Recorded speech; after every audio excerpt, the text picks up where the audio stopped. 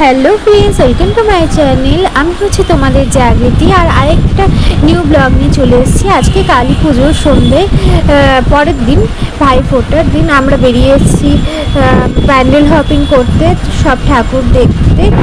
তো দিনটা হচ্ছে তোমাদের সাথে শেয়ার করলাম, দেখতে আর এটা হচ্ছে সেই পুরোনো দিনের বাড়ি, এরকম গ্রাম বাংলার থিম অনেকটা। গরুর গাড়ি করে মনে হয় আসছে মা গাড়ি আছে দেখছে। মাঝখানে হচ্ছে গরুর গাড়ি করে ঠাকুর যাচ্ছে, গ্রামের বাড়ি দৃশ্য করেছে।